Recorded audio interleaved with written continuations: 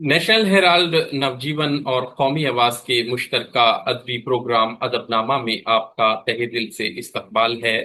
मैं हूं इमरान एम खान और आज की नशिस्त में हम उर्दू की एक ऐसी मुमताज शायरा का जिक्र करेंगे जिन्होंने अपने मुनफरिद निस्वानी लहजे, सादा और रवां उसलूब और जिंदगी के गहरे मुशाहिदे के जरिए गजल में अपनी अलग शिनाख्त कायम की। उनकी शायरी में मोहब्बत भी है, तन्हाई भी, रिश्तों की नजाकत भी, दुख और कर्ब भी, जिंदगी से नबर्द आजमा होने का हौसला भी, और बदलते हुए मुआशरे पर एक हसास नजर भी। आगाज में उनके दो अशार मुलाहिजा कीजिए। सफर का हौसला काफी है मंजिल तक पहुंचने को, मुसाफिर जब अकेला हो तो राहें बात करती हैं। और माना कि मैं हजार फसीलों में कैद हूं, लेकिन कभी खुलूस से मुझको बुला के देख।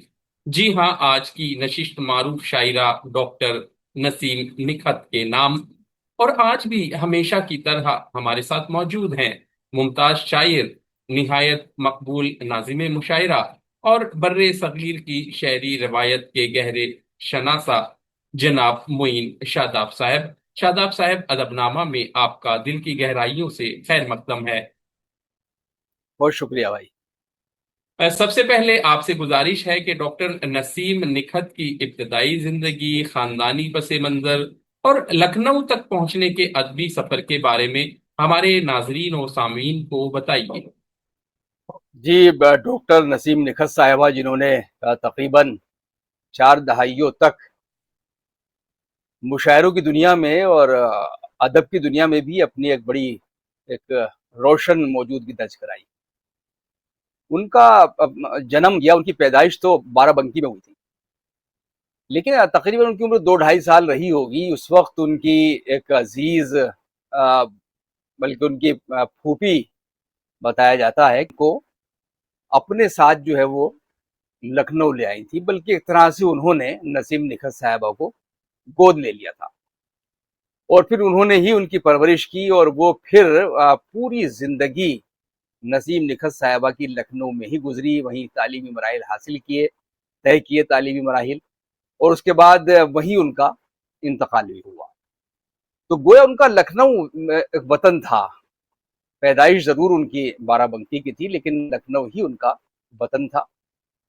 और जहां तक खानदानी पस मंजर का मामला है, क्योंकि उनकी फुप्पो उनको यहाँ ले आई थी, तो जाहिर है कि उनके असरात भी उनकी जिंदगी पर थे।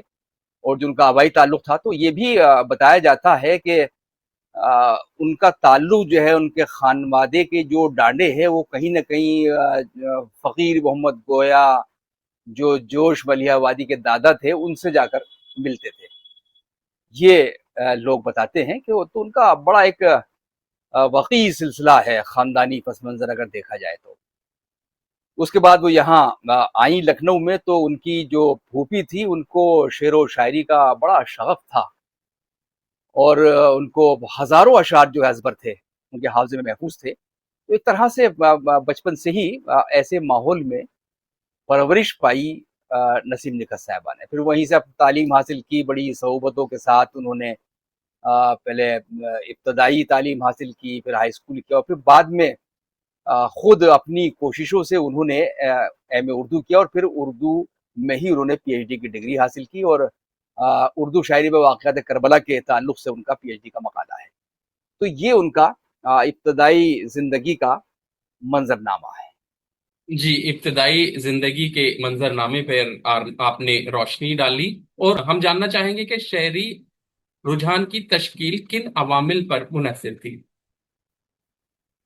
जी, बिल्कुल। ये जवाब वहीं से शुरू होता है और आपने वहीं से सवाल भी किया है कि उनके जो अदबी ज़ौक़ था उनके खानवादे में या उनकी फूफी को। तो देखिए, लखनऊ में एक जो अय्याम अज़ा की एक बड़ी भरपूर और एक बड़ी तवाना रिवायत है जो पूरी दुनिया में मशहूर है कि वहाँ की जो अज़ादारी है, वहाँ के जो मुहर्रम के अय्याम है, उसमें जिस तरह से मजालिस का एहतमाम होता है, उसमें नोहे पढ़े जाते हैं, सलाम मरसिए पढ़े जाते हैं। तो इस बड़ी मजबूत रिवायत है लखनऊ की और बेशतर शोरा उस रिवायत से मुतासिर रहे हैं। नसीम निखत साहिबा को नोहे पड़ती थी और उनकी आवाज बहुत अच्छी थी। तो ये तकरीबन 2.5 महीने लखनऊ में आज भी जो अय्याम मुहर्रम है और ये सिलसिला चेहलुम तक जारी रहता है, तो उसमें तकरीबन 2.5 महीने लगातार इंसान जो है वो नोहों के दरमियान रहता है, सलाम और मरासी के दरमियान रहता है, मजालिस में रहता है, तो उसका बड़ा असर पड़ता है। तो ये 2-2.5 महीने नसीम निखत साहिबा के भी उसी माहौल में गुजरते थे, तो बहुत अच्छा नोहा वो पढ़ा करती थी, उनकी आवाज बहुत अच्छी थी। ये हुआ कि वहीं उसी महफिल में जो उनके वहाँ अजीज थे, जिस खानदान में वो रहती थी, वही एक तरह से उनके वालिद हो गए थे फिर, जो उनके फूफा थे, तो चूंकि बहुत कम अरसे में वहाँ चली गई थी। तो उनसे मालूम किया, वहाँ एक शायर थे माहिर लखनवी साहब, उस वक्त मौजूद थे वहाँ। तो उन्होंने पूछा उनके दादा से, उनके वालिद मोहतरम से, कि ये तो बहुत अच्छा पढ़ती है लड़की, तो अगर ये मुशायरों की दुनिया में आ जाए तो ये तो कश्मीर से लेकर कन्याकुमारी तक ये तो धूम मचा सकती है। तो बहरहाल वहां से एक तहरीक उनको हासिल हुई, और जब वो नोहे पढ़ती थी तो खुद भी तबाजमाई करती थी नोहों में। तो उसके बाद इनकी शादी बहुत कम उम्र ही में हो गई थी, और शादी कम उम्र ही में हुई तो वहाँ जो इनके शोहर हैं हमारे मुनव्वर जाफरी, जिनको पपलू लखनवी कहा जाता है, मज़ाहिर शायरी भी करते हैं, तो उनके यहाँ कुछ खानदानी जो मुनाकशात थे, उसमें ये हुआ कि उनका जो आबाई मकान था, जो उनका ज़ाती घर था, उससे उनको बेदखल कर दिया गया, इनके शोहर को और उनके ससुर साहब को, जो उनका खानवादा था। तो बहरहाल ये वो आपसी झगड़े में इनका वो जो आबाई घर था वो इनसे छिन गया, उससे महरूम हो गए। तो फिर उन्होंने बड़ी उसरत में ज़िंदगी गुजारी। वो छोटा सा एक मकान किराए पर लिया और उसमें अपनी तालीमी मराहिल भी इन्होंने तय किए। साइकिल से जाती थी, यूनिवर्सिटी जाती थी, और बड़ी मेहनत की उन्होंने। उसके बाद चूंकि वो मशवरा दे चुके थे माहिर लखनवी साहब, तो वो ख्याल आया कि भाई क्यों ना मुशायरे को अपना मुआश बनाया जाए, अगर किसी बुजुर्ग शायर ने ये बात कही है। तो बहरहाल यहाँ से उनकी जिंदगी का आगाज हुआ, और एक तरह से उन्होंने किफालत की अपने घर की इन मुशायरों के जरिए। जब हालात खराब हुए तो अपनी जिंदगी को एक नए सिरे से, एक नया रुख देने के लिए उन्होंने मुशायरे शुरू किए। और पहला मुशायरा कुछ लोग कहते हैं कि देवा शरीफ में पढ़ा था, और बड़ा दिलचस्प वाकया भी है, वो आप जब आगे सवाल करेंगे तो मैं मुमकिन है उस वक्त बताऊं। और कुछ लोग कहते हैं कि आजमगढ़ में पढ़ा। बहरहाल उसके बाद उन्होंने कभी पीछे मुड़कर नहीं देखा, और देवा शरीफ का जो मुशायरा था, जो उनका पहला मुशायरा था, बड़ी मासूमियत के साथ पढ़ा। वहाँ कमाल जायसी साहब उसकी निजामत कर रहे थे, उन्होंने बड़ी हौसला अफजाई की। कमाल जायसी कानपुर में रहते थे, और बड़ा मकाम था उनका, बड़ा मर्तबा था। उसके बाद वो मुंबई चले गए थे, तो इधर उनकी निजामत का सिलसिला जो है वो कम हो गया था। तो बहरहाल इस तरह से कमाल जायसी साहब ने उनकी बड़ी हौसला अफजाई की, और फिर मुशायरों में वो ऐसा आगे निकले कि पूरी दुनिया का उन्होंने सफर किया, और फिर कभी उन्होंने पीछे मुड़कर नहीं देखा। कमाल जायसी साहब कौसर जायसी के साहबजादे थे, सब लोग वाकिफ हैं। तो ये उनका शायरी का आगाज है। तो अब इसको हम समअप करें मजमूई तौर पर, जो आपका सवाल है कि कौन से अवामिल है, तो देखिए, एक तो उनका अपना खानवादा, फिर जो लखनऊ की एक तहजीबी फजा थी वो, और फिर उनकी अपनी मेहनत, उनकी तालीम, उन्होंने अदब पढ़ा। तो इन 2-3 अवामिल के साथ जो 2-3 ये फैक्टर हैं, वो उससे उनके शेरी खमीर की जो है एक तरह से तश्कील होती है। नसीम निखत साहिबा की जो शायरी है, उसमें शहरी रुझान जैसे कि आपने बताया, उसमें लखनऊ की रिवायत, नोहा ख्वानी, अजादारी और इसके अलावा जो भी अवामिल कार फरमा थे, उस शायरी पर नसीम निखत की अगर नजर डालें तो उनके यहाँ औरत के जज्बात, मोहब्बत, तन्हाई, रिश्तों, दुख, खुशी और जिंदगी के मुख्तलिफ तजरीबात एक साथ नजर आते हैं। आप उनकी शायरी की नुमाया खुसूसियात को किस तरह देखते हैं? देखिए, आपने जिन चीजों का जिक्र किया, उनके यहाँ मोहब्बत का, तन्हाई का, निचाई जज्बात का, दरअसल यही यही उनके शेरी औसाफ भी हैं। आपने बिल्कुल सही सवाल किया, यही उनकी उनके शेरी औसाफ हैं। लेकिन उनके यहाँ एक जो निसाई जज्बा है, कुछ लोग अक्सर निजामत के दौरान भी और जिक्र करते थे कि उनको उनकी शायरी को देखकर या उनको देखकर परवीन शाकिर का कहीं ना कहीं हवाला मिल जाता था। तो यहाँ پروین شاکر سے کوئی موازنہ کرنا مقصد نہیں ہے، بلکہ یہ ہے کہ کسی اچھی شاعرہ کا ذکر آ رہا ہے اگر کسی شاعرہ کے ساتھ، تو ظاہر ہے اس کے اندر کچھ نہ کچھ خوبی ضرور رہی ہوگی۔ اور ہندوستان میں جو چند خواتین تھی ان میں ایک باوقار نام تھا ڈاکٹر نسیم نکھت صاحبہ کا۔ تو جس طرح آپ نے نسائی جذبات کی بات کی، تو یہ نسائی جذبات سب کے یہاں ہو سکتے ہیں، لیکن نسائی جذبات کی صداقت ڈاکٹر نسیم نکھت کی خوبی تھی، یعنی اس کے ایک صداقت تھی ان جذبوں میں۔ وہ نسائی جذبات محض اس لیے نہیں تھی کہ وہ ایک نسوانی آواز تھیں اور ان کو اس آواز کی نمائندگی کرنی تھی یا اس کو آگے بڑھانا تھا یا عورت کا درد بیان کرنا تھا، بلکہ اس میں صداقت پوری طرح سے بھرپور صداقت جو ہے ان کے ان نسائی جذبات کے دوران ملتی ہے۔ دوسری بات، ان کی اپنی زندگی میں بھی اور ان کی شاعری میں خودداری کا جذبہ بہت ملتا ہے۔ یہ خودداری ان کے ہاں بدرجہ عتم موجود تھی۔ جو بعض نسائی لہجے ہیں، میں کسی کا نام نہیں لے رہا، ان کے خود سپردگی ملتی ہے، ان کے ایک بڑی بے بس، بڑی مظلوم عورت سامنے ہمارے آتی ہے، لیکن ڈاکٹر نسیم نکھت نے کسی اپنے ان کے یہاں جو عورت ہے وہ صرف مظلوم نہیں ہے، بلکہ ان کے یہاں اس کا ایک خودداری ہے، اور اس کے یہاں جو محبت کا ایک خلوص ہے، محبت جو ہے ان کے یہاں صرف برائے عشق نہیں ہے کہ محبوبہ سے یا محبوب سے صرف محبت کے نام پر محبت کی جائے، بلکہ اس میں سچا خلوص ملتا ہے۔ ان کے بہت سے اشعار ہیں جس کا ذکر ہوتا ہے، تنہائی کا ذکر ہے ان کے یہاں، اور تنہائی کے اس تجربے کو انہوں نے ایک اجتماعی تجربہ تو بنایا ہی، لیکن ان کے یہاں تنہائی ایک گھریلو خاتون کی تنہائی کی طرح سامنے آتی ہے۔ تو یہ ان کے یہاں ایک خاص جذبہ ملتا ہے، اور اس جذبے کو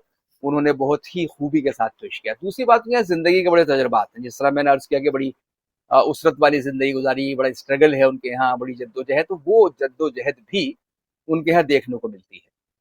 اور وہ خود کو خوابوں کی شاعرہ کہتی ہے، انہوں نے لکھا بھی ہے کہ میں خواب دیکھتی ہوں، خواب پسند کرتی ہوں، خواب ٹوٹتے بکھرتے انہوں نے دیکھے ہیں۔ تو ایک خواب کی جتنی کیفیتیں ہوتی ہیں، خواب دیکھنے سے لے کر خواب ٹوٹنے تک، اس کے درمیان کی جو شگشت و ریخت ہے، وہ تمام عوامل زندگی کے تجربات سے ہم آہنگ ہو کر نسیم نکھت صاحبہ کی شاعری کا ایک طرح سے ان کا ایک مجموعہ بن جاتے ہیں، اور اس سے ان کی شاعری جو ہے وہ ایک خاص مقام حاصل کرتی ہے۔ ایک بات اور ہے یہاں میں عرض کروں گا کہ اس میں مرد بھی اپنے جذبات دیکھ سکتا ہے۔ ان کے بعض اشعار ایسے ہیں، جس طرح میں نے ذکر کیا کہ جو سماجی تجربات ہیں اور اس سے انہوں نے ہم آہنگ کیا اپنے دکھ کو، تو اس میں کوئی مرد بھی یا کوئی دوسرا شخص جو لڑکی نہ ہو، لڑکے بھی اس میں اپنا ایک کرب جو ہے محسوس کر سکتے ہیں۔ یہ ان کی خوبی تھی ان کی شاعری۔ پروین شاکر کا آپ نے ذکر کیا، جو نسوانی شاعری کی ایک علم بردار کے طور پر جانی جاتی ہیں اور خوشبو کی شاعرہ کہلاتی ہیں، اور نسیم نکھت جیسا کہ آپ نے کہا کہ وہ خوابوں کی شاعرہ کہلاتی تھی۔ ان کی زبان، لہجے، اسلوب اور موضوعات کی وہ کون سی خصوصیات ہیں جو انہیں اپنے ہم عصر شعراء اور بالخصوص شاعرات سے الگ شناخت عطا کرتی؟ جی بالکل، زبان کے اعتبار سے دیکھیے، زبان عموماً ہم کہہ دیتے بڑی سادہ زبان ہے، لیکن سادگی کا بھی حسن ہوتا ہے۔ سادگی برائے سادگی کوئی خوبی نہیں ہے، ٹھیک ہے کوئی چیز سادہ ہو سکتی ہے، لیکن سادگی میں اگر کوئی بات ہے، سادگی میں کوئی قیامت کی ادا ہے، تو ظاہر ہے کہ وہ سادگی ہمیں متاثر کرتی ہے۔ تو ان کی زبان جو ہے وہ سادہ تھی، لیکن رواں دواں تھی، بڑی روانی تھی اس میں۔ اور دوسری بات جو ہے، ان کی زبان جو ہے وہ کہیں نہ کہیں گفتگو کے قریب پہنچتی تھی۔ ایک زبان جو ہے، ایک تحریر، ایک خیال، ایک فکر جو ہے، جب گفتگو میں تبدیل ہو جاتا ہے تو اس کا اپنا ایک لطف آتا ہے۔ اب جیسے ان کا شعر ہے کہ رات کو شمع کی مانند پگھل کر دیکھو، رات کو شمع کی مانند پگھل کر دیکھو، زندگی کیا ہے کسی طاق میں جل کر دیکھو۔ تو یہ وہ زبان جس کا ذکر آپ کر رہے ہیں، زبان کی سادگی ہو سکتی ہے، یا اس زبان کو کس طرح سے گفتگو کے قریب کیا جا سکتا ہے، یہ وہ ذکر ہے۔ دوسری بات جو ہے، جو ان کے لہجے میں پائی جاتی ہے، جو ان کا اسلوب بنتا ہے، جس کا ذکر آپ نے پچھلے سوال میں بھی کیا تھا کہ جو ایک رشتوں کا ایک تصور ان کے یہاں ہے، تو رشتوں کا ایک خلوص ہے، رشتوں کے خلوص کا تصور جو ہے ان کا ایک اسلوب بنا دیتا ہے، ان کا ایک لہجہ ڈیولپ کر دیتا ہے۔ اب اس میں جس طرح میں نے خودداری کا ذکر کیا تھا وہ بھی ان کا لہجہ بناتا ہے، یا اس کا جو خلوص ہے، میں نے ابھی ذکر کیا کہ محبوب برائے محبوب نہیں بلکہ محبوب خلوص کے ساتھ، محبوب اپنی پوری صداقت کے ساتھ جو ہے ان کی شاعری میں موجود ہوتا ہے. جیسے ان کا ایک بڑا مشہور ہے کہ بنجارے ہیں رشتوں کی تجارت نہیں کرتے، ہم لوگ دکھاوے کی محبت نہیں کرتے. تو یہ جو دکھاوے کی محبت سے گریز ہے، یہ ان کا لہجہ ڈیولپ ہوتا ہے. اور اس میں ایک شعر اور ہے، وہ میں یہی سنا دیتا ہوں کیونکہ بڑا مشہور شعر ہے. یہ غزل مشاعروں میں پڑھا بھی کرتی تھی کہ ملنا ہے تو آج جیت لے میدان میں ہمیں، ہم اپنے قبیلے سے بغاوت نہیں کرتے. تو یہ وہی محبت کا خلوص ہے، یہ وہی محبت کی سچائی ہے جس کا ذکر ہم نے پہلے بھی کیا تھا. اور اس سے ہی ان کا ایک اسلوب جو ہے وہ وضع ہوتا ہے، ان کی سادگی کے حوالے سے، ان کی زبان کے حوالے سے، ان کے لہجے کے حوالے سے. تو رشتے ان کے یہاں محض کوئی سودا نہیں ہے، کوئی تجارت نہیں ہے، بلکہ رشتے جو ہیں ایک خلوص اور ایک اعتبار کی شکل اختیار کر لیتے ہیں. یہ اسی سے ان کا لہجہ جو ہے، پوری شاعری ان کی اسی سے جو ہے تشکیل پاتی ہے، اس کی تعمیر ہوتی ہے. تو ایک طرح سے اس سادگی میں ایک داخلی سچائی بھی ہے، اور ان کے جو اپنے تجربات ہیں وہ کس طرح سے ہم آہنگ ہو جاتے ہیں ان کے اعتبار سے، وہ اس سے ان کا ایک منفرد پہچان بن جاتی ہے، جس سے ہم ان کو ایک انفرادی شاعر کے طور پر یاد کرتے ہیں. جی شاداب صاحب، جس طرح آپ نے فرمایا کہ نسیم نکھت کا جو شاعری کا جو سفر تھا، مشاعروں کی جو دنیا میں ان کی آمد تھی، اور اس کے بعد وہ وہاں پر جو سفر تھا وہ 4 دہائیوں پر محیط رہا، تو ان کا وقار، ان کی شخصیت، مخصوص انداز، یہ سب نمایاں رہے. آپ ان کی شخصیت اور مشاعروں میں ان کے انداز کو کیسے دیکھتے ہیں؟ اور کوئی یادگار واقعہ بھی شیئر کیجئے جس سے ان کی شخصیت مزید واضح ہو. دیکھیے، ان کی مشاعروں کی شخصیت کو دیکھنے کے لیے صرف مشاعروں کو سننا یا ان کی شاعری کو پڑھنا کافی نہیں ہوتا، بلکہ نسیم نکھت صاحب کی مشاعروں میں کیا شخصیت تھی، اس شخصیت کو سمجھنے کے لیے ہمیں انہیں اسٹیج پر دیکھنا پڑے گا. اور اسٹیج پر ان کو لوگوں نے دیکھا ہے، 4 دہائیوں تک دیکھا ہے، 40 برس تک دیکھا ہے. تو ان کی شخصیت میں، کیونکہ جس ماحول سے ان کا تعلق تھا، لکھنؤ کی تہذیب اور وہ خانوادے اور پورا ادبی ماحول، تو ان کی شخصیت میں ایک وقار تھا، ایک تہذیبی شعور تھا، ایک شائستگی تھی جو پوری زندگی ان کی شخصیت میں شامل رہی. بہت خوش مزاج، بڑا ایک ہنس مکھ چہرہ، اور چیزوں کو بہت آسانی کے ساتھ ہینڈل کرنے کی صلاحیت ان کی، اور ان کی سنجیدگی اور تہذیبی شائستگی، اس سے ان کی ایک پوری مشاعروں کی شخصیت جو ہے ہمارے سامنے نکل کر سامنے آتی ہے. اور شہرت کے باوجود، بڑی شہرتیں انہوں نے حاصل کی، پوری دنیا کا سفر کیا، لیکن اس کے باوجود ان کی انکساری کبھی ختم نہیں ہوتی ہے، ان کی انکساری کبھی ختم نہیں ہوتی ہے، ان کی خوش مزاجی کبھی ختم نہیں ہوتی ہے. ایک معصوم انداز کی ان کے یہاں ایک حاضر جوابی بھی تھی. جو مکالمے ہوتے ہیں سامعین کے ساتھ، تو اس میں بڑی شائستگی ہوتی تھی، ایک بڑی معصومیت ہوتی تھی، جس طرح سے وہ سامعین کے فقروں کا جواب دیا کرتے تھے. تو یہ جو ایک خاص معصومیت ان کی حاضر جوابی کی تھی، اور ان کی ایک طرح سے بزلہ سنجی کی تھی، یہ ان کو ذرا دوسری شاعرات سے مختلف کرتی ہے. اور پوری طرح سے انہوں نے پوری خودداری کے ساتھ مشاعرے پڑھے، یعنی اس پورے عرصے میں اپنی خودداری کے ساتھ نسیم نکھت صاحبہ نے کبھی کوئی سودا نہیں کیا. اب اسی سوال سے جڑا ہوا آپ کا دوسرا سوال ہے کہ کوئی واقعہ میں نے ذکر کیا تھا اس کا، کہ جب وہ اپنی گھر کی کفالت کے لیے ان کو گھر کی باغ ڈور سنبھالنی پڑی، اور یوں وہ مشاعروں میں آئی تھی. ورنہ وہ شاعری کرتی تھی، ٹھیک ہے، ان کو شعری ذوق تھا، لیکن مشاعروں میں آنے کا ان کا یہ مقصد تھا کہ جب دیکھا کہ ان کے شوہر کا کام بھی کچھ ذرا متاثر تھا، تو بڑے گھر کے حالات ایسے تھے کہ ان کو مدد کی ضرورت تھی، اور ان کے جو خامند ہے وہ اس کا ذکر بھی کرتے ہیں، بڑا اعتراف کرتے ہیں کہ ان کی بڑی قربانی رہی نسیم نکھت صاحبہ کی ان کے ساتھ. تو وہ پہلا مشاعرہ جب دیوا شریف میں تھا، تو میں ان کی سادگی اور معصومیت کی بات بتا رہا ہوں کہ وہ وہاں انہوں نے جو غزل لکھی وہ کسی فلمی طرز پر لکھی، جو ترنم ان کا اچھا تھا. اب وہاں وہ گئیں اور بہت ہی دنیا و مافیا سے گم ہو کر جس طرح کوئی انسان ہوتا ہے، وہ غزل انہوں نے مائک پر پڑھ دی پوری طرح.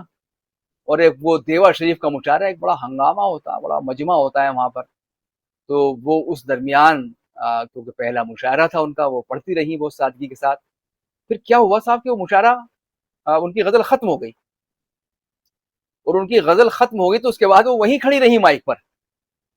یہ ان کی معصومیت کا عالم تھا، یا اس وقت جو جس طرح وہ کانشیس ہوئی ہوں گی، یعنی ان کو معلوم ہی نہیں تھا کہ مشاعرہ کیا ہوتا ہے، مشاعرہ کس طرح پڑھا جاتا ہے، مائک پر کس طرح سے پیش ہوا جاتا ہے، کس طرح سے لوگوں سے بات کی جاتی ہے، شعر کیسے پیش کیا جاتا ہے، وہ کچھ بھی نہیں معلوم تھا. اس قدر معصومیت تھی ان کے اندر، ایک ضرورت کے تحت مشاعروں میں وہ آئی تھی. تو اس کے بعد وہ جب غزل ختم ہو گئی تو وہ کھڑی رہیں دم بخود، اور ایک عجیب و غریب صورتحال. تو کمال جائسی صاحب نے کہا کہ بی بی آپ کی غزل ختم ہو گئی ہے.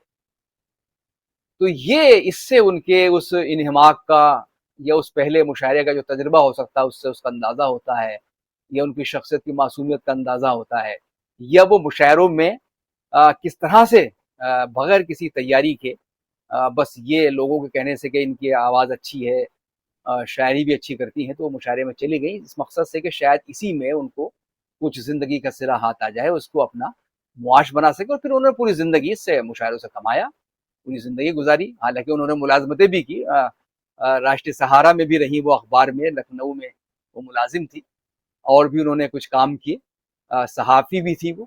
لیکن مشاعرہ ان کا بنیادی طور پر ایک طرح سے پروفیشن ان کا مشاعرہ ہی تھا، پیشن بھی مشاعرہ تھا اور پروفیشن بھی مشاعرہ تھا. نسیم نکھت کی شاعری کے اوصاف کا آپ نے ذکر کیا، انسانی رشتوں اور خلوص کی گہری جھلک اس میں ملتی ہے. آپ ان کی شاعری میں محبت، تنہائی اور سچائی کے اس امتزاج کو کس نظر سے دیکھتے ہیں؟ دیکھیے یہ امتزاج تو ان کی شعری شخصیت کی تعمیر و تشکیل کرتا ہے، اور ان تمام چیزوں میں جیسے ایک شعر ان کا ہے کہ مانا کہ ہیں ہزار فصیلوں میں، مانا کہ میں ہزار فصیلوں میں بند ہوں، لیکن کبھی خلوص سے مجھ کو بلا کے دے. تو یہ وہی خلوص جس کا ذکر آپ نے کیا، اور وہ میں نے ذکر کیا تھا کہ اس سے محبت جو ان کے محبوب سے تعلق بھر نہیں ہے، بلکہ اس کے ساتھ ایک پوری وابستگی ان کی محبت میں ملتی ہے، جس میں انتظار ہے، جس میں جدائی ہے، تنہائی ہے، رشتوں کی ایک شکست و ریخت ہے، لیکن اس کے باوجود ایک اعتبار قائم ہے، رشتوں کا خودداری قائم ہے کسی خاتون کی.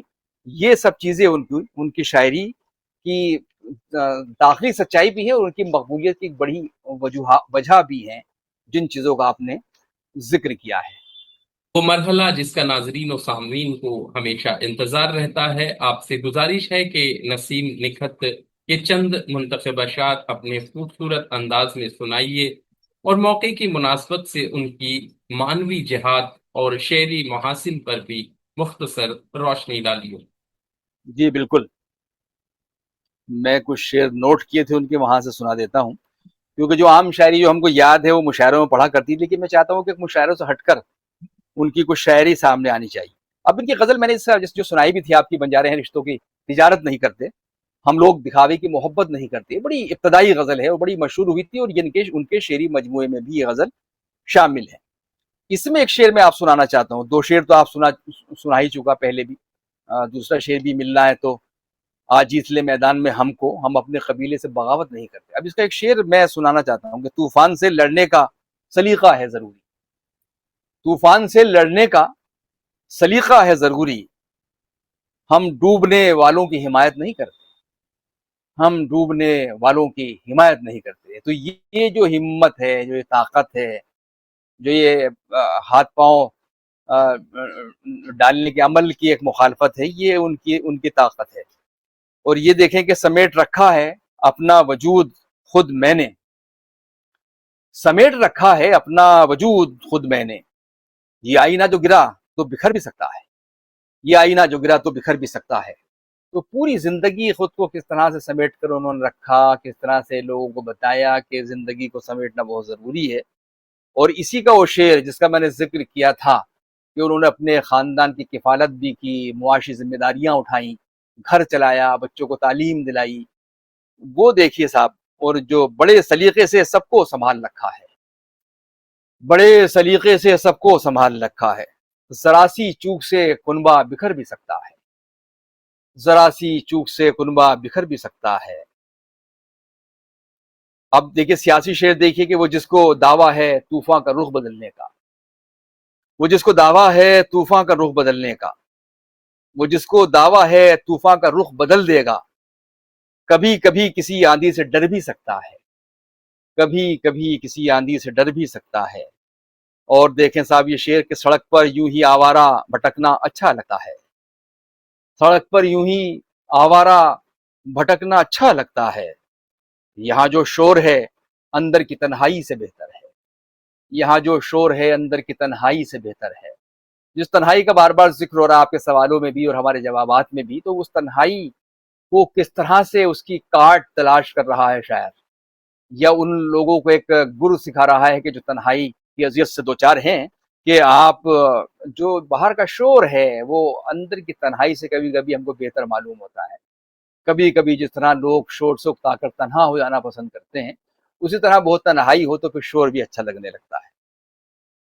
शेरगोई कोई आसान नहीं है नखत, शेरगोई कोई आसान नहीं है निखत, बाल पक जाते हैं लफ्जों में असर होने तक। बाल पक जाते हैं लफ्जों में असर होने तक। वही बता रही है कि शायरी कोई खेल नहीं है और पूरी उम्र गुजर जाती है। और सिर्फ शायरी नहीं, कोई भी फन हो, कोई भी फन हो, सहाफत हो, समाजियात के दूसरे मजामीन हो, पूरी जिंदगी लग जाती है साहब जब उसमें महारत हमको हासिल होती है। अब ये उनका उनका ज़मीर का ज़िक्र इसका बार-बार हुआ कि अपने ज़मीर का सौदा नहीं किया, अपने एतमाद के साथ उन्होंने कभी कोई खिलवाड़ नहीं किया, खुद एतमादी उनकी रही, खुददारी रही। ये चीज़ अंदर से उनके यहाँ आई थी। कहती हैं, मेरी अदालत है मैं ही मुंसिफ, मेरी अदालत है मैं ही मुंसिफ, वकील भी मैं, दलील भी मैं, खता करूं तो ज़मीर मेरा खुद अपनी खातिर सजाएं मांगे। क्या अच्छा शेर है। खता करूं तो ज़मीर मेरा खुद अपनी खातिर सजाएं मांगे। ज़मीर से बड़ी कोई अदालत नहीं है, ज़मीर से बड़ा कोई मुद्दई नहीं है, ज़मीर से बड़ा कोई वकील नहीं है, कोई मुंसिफ नहीं है। इसका इजहार वो अपने इस शेर में करती है। इस तरफ से कोई तूफान हवा लेके चली, इस तरफ से कोई तूफान हवा लेके चली, और उधर मैं भी हथेली पे दिया लेके चली। उस तरफ से कोई तूफान हवा लेके चली और इधर मैं भी हथेली पे दिया लेके चली। ये पूरी जिंदगी का मंजरनामा बयान कर रहा है, उनका पूरी जिंदगी का स्ट्रगल पेश कर रहा है। ये देखें साहब कि वही रोज घर सजाना, वही इंतजार करना, ये मोहब्बत का खुलूस। वही रोज घर सजाना, वही इंतजार करना, हमें रास ही ना आया तेरा एतबार करना, हमें रास ही ना आया तेरा एतबार करना। कभी चांद बन के चमक गए, कभी खाक बन के बिखर गए, कभी चांद बन के चमक गए, कभी खाक बन के बिखर गए। ये मेरी हयात के 4 दिन इसी कश्मकश में गुजर गए, ये मेरी हयात के 4 दिन इसी कश्मकश में गुजर गए। पूरी जिंदगी का नक्शा उन्होंने इन अपने इस मतले में, इस शेर में उन्होंने खींच दिया है। अब 2-3 शेर और सुन ले। कि एक शेर पहले पढ़ता हूं कि मेरी आंखों से नींदे लेके तुम ने रत जगह बख्शे, मेरी आंखों से नींदे लेके तुमने रत जगह बख्शे, मेरे तकिए मेरे बिस्तर से रातें बात करती हैं, मेरे तकिए मेरे बिस्तर से रातें बात करती है। अब देखिए यहाँ तन्हाई किसी फलसफियाना बहस का शिकार नहीं हो रही है। जो उनकी तन्हाई है किसी शख्स की तन्हाई, बल्कि एक मानूस घरेलू मंजरनामा पेश कर रही है।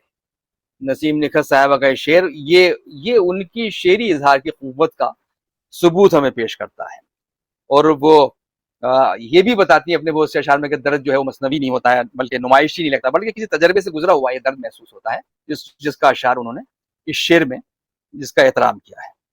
इसमें इस एक शेर और है कि सफर का हौसला काफी है मंजिल तक पहुंचने को, सफर का हौसला काफी है मंजिल तक पहुंचने को, मुसाफिर जब अकेला हो तो रातें बात करती है, मुसाफिर जब अकेला हो तो रातें बात करती है।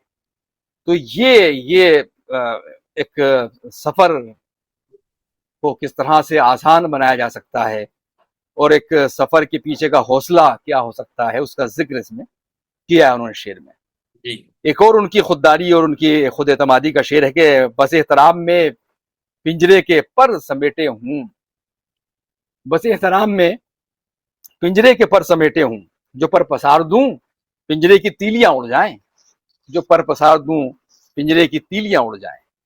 तो ये उनकी शायरी का वक़ार, उनकी शायरी की खुददारी और वो चीज़ें, वो जज्बे जो दूसरे भी खुद से हम आहंग करके देख सकते हैं, उसमें अपनी आवाज़ महसूस कर सकते हैं।